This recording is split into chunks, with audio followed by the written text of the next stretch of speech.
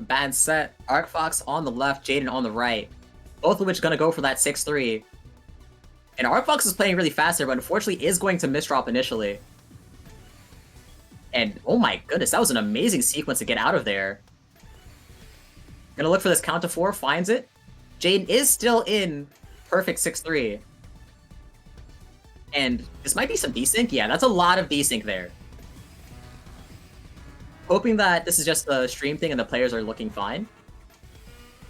Because desync will throw a wrench in anybody's plans. And that's going to be 50 attack coming from Jayden. Which isn't that much, and ARCFOX does see the end of it. But we know how capable Jayden is of out-pressuring out of zone. ARCFOX looking for the highest clear possible, thinking about the T-spin double, but the T-piece was a little bit too late. That's going to be perfect cancel. Even though it's perfect cancel, Jayden does have that insane zone charge advantage, and the ball is in their court to dictate transition.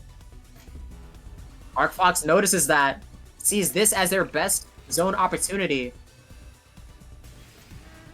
and they're going to end it as early as possible to get as much meter as they can, while Jayden's currently giving them time.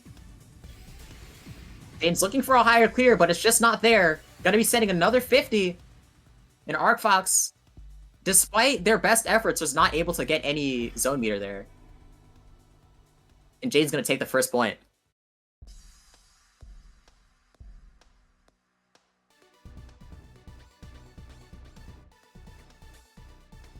Alright. 6-3 from Jayden. I think the interesting thing about Jayden's play is that they are like one of the fastest players to ever touch this game, yet they still decide to take their T-spin super early in 6-3. Maybe because they're not worried about their pacing. But it's just a very interesting alternative option that they decide to take.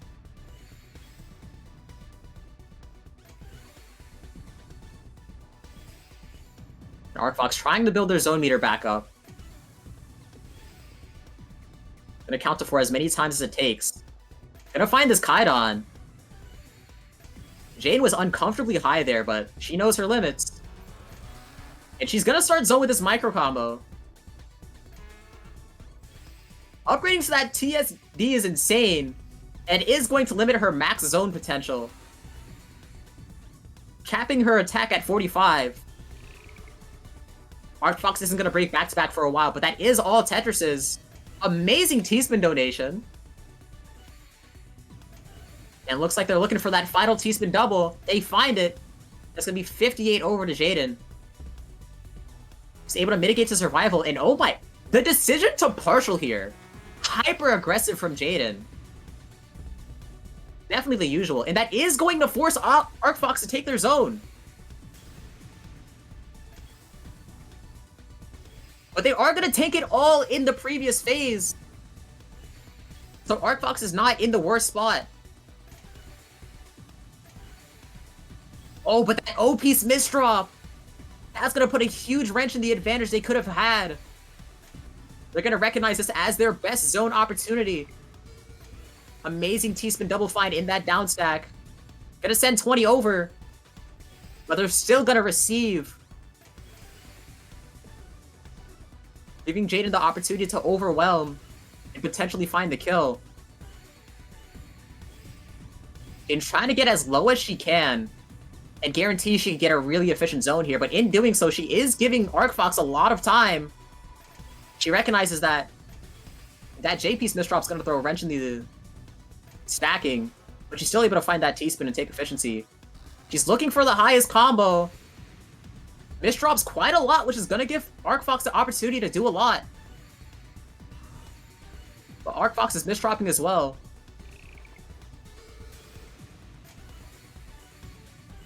And ARCFOX is in territory to survive. Jayden trying to find efficiency, counting to 4. ARCFOX also wants to count to 4, but they have to waste I, which is going to force them to zone once more.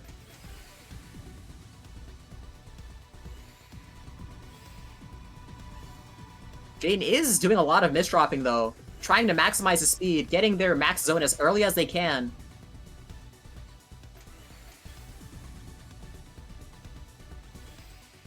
And ARCFOX still playing really efficient. Jayden ended up skimming a lot of those initial lines, and she's gonna end up making up the efficiency in the later end of their zone. She gets both T-pieces. And Jayden getting both of those T-pieces is a very bad sign for ARCFOX, who could have had advantage here. Still could have advantage looking at how many lines they're able to get. All the way to that Decahexatress. And ARCFOX has a 4-wide, and it's substantially high. If Jayden's not able to find efficiency, she could be doomed. But this is Jayden after all, so she is going to be fine.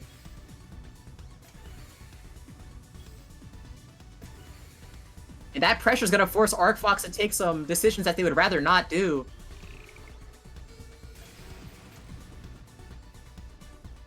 And Jayden does recognize the opportunity to simul-zone here. And this could very well be lethal. And oh my gosh, that cut copy to end. Okay, that's insane. The desync allowed her to continue the sequence despite already getting the kill.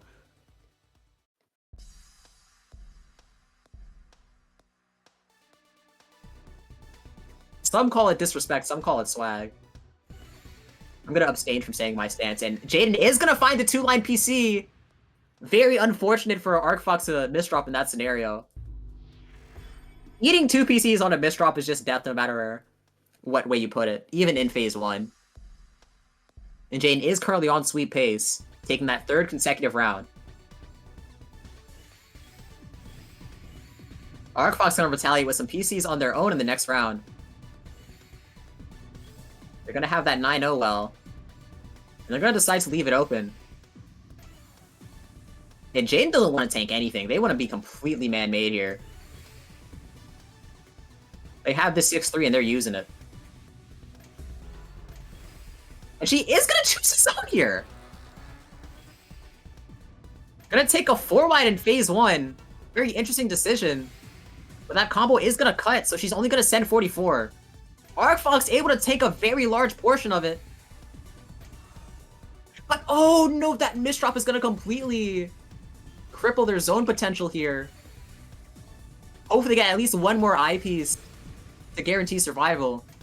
And they find it after the zone, so they're able to take the tanking route. Which very much reduces the disadvantage they would have been in. And that's an amazing combo find afterwards as well. ARCFOX choosing to count to 4 here. Jayden, in prime opportunity to zone, also has the opportunity to take it zoneless while they're still in the 6-3. And Jayden is aware of the zoneless opportunity, and they're gonna take it. The first player to exercise zoneless this group.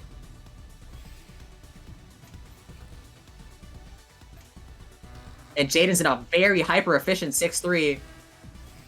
ARCFOX does have max zone meter. And Jayden's efficiency is going to end up dropping off by the end of it. So she's only going to send 47, but she has a lot of post-pressure to boot. ARCFOX starts their zone with a micro combo. They're going to find efficiency in the later end of their zone, but they don't have the time that they need. Not able to get max lines. Going to be stuck to that... Going to be stuck to that few lines.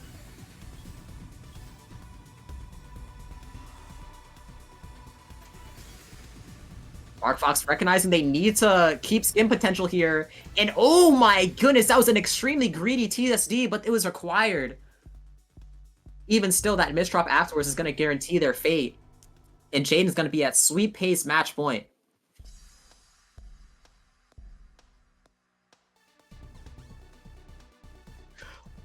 Oh no. Very bad misdrops for ARCFOX, but they're not going to have to worry about any kind of PC shenanigans. So they're going to be safe in the Phase 1. It gets denied out of their PC resolution, as swag as that would have been. You hate to see it.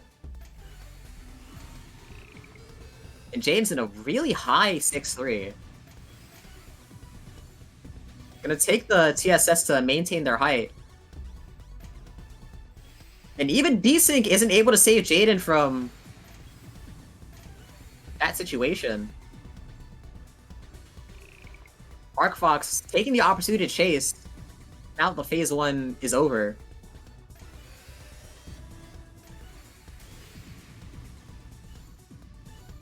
ARCFOX is going to send it pretty quickly. And And Jayden's building a C-spin organically here. Very nice find. And ARCFOX gonna do this count to 4. And ARCFOX finds a 4-wide! At a substantial height, and they are able to quick end it here due to it being a quarter. If Jayden doesn't transition here, ARCFOX is in really good shape.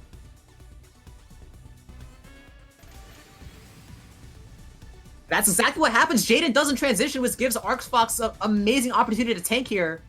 They see it, they take it. And ARCFOX is gonna try and partial to secure the transitional advantage here. And although they wouldn't have transitioned, Jayden does. They have a half zone to their name. Gonna try and take it as efficient as they can to mitigate the damage coming in. And Jayden's gonna have a lot of cheese on their board. ARCFOX entirely clean. Balls in their court to maintain this advantage in steamroll. And once again, ARCFOX very nice at fighting these partials.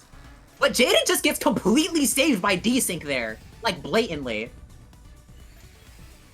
Very unfortunate for ARCFOX there. But Jayden, I was gonna say, is in a good spot, but then those misdrops happen, giving ARCFOX that advantage right back.